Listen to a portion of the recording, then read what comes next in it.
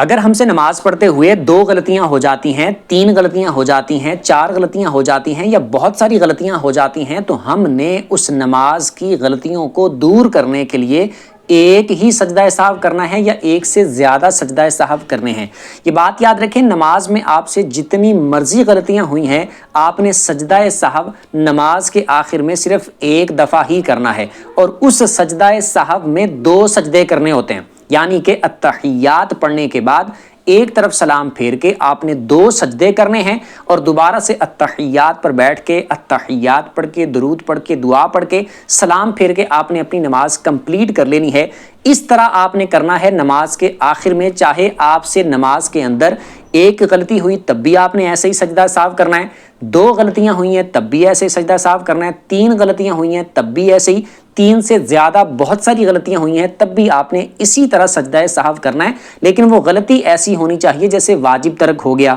اس طرح کا معاملہ ہو جس کی وجہ سے سجدہ سہو واجب ہوتا ہو۔ اگر کوئی فرض چھوٹ گیا ہے یا کوئی ایسی غلطی آپ نے کر دی ہے جس کی وجہ سے سجدہ سہو واجب نہیں ہوتا بلکہ نماز ہی ٹوٹ جاتی ہے، تو پھر سجدہ سہو کرنے سے نماز ٹھیک نہیں ہوگی، آپ کو دوبارہ سے نماز پڑھنی پڑے گی۔ یا پھر آپ سے مثال کے طور پر کوئی مستحب چھوٹ گیا، کوئی سنت آپ سے نماز میں چھوٹ گئی، تو اس صورت میں بھی سجدہ سہو واجب نہیں ہوتا۔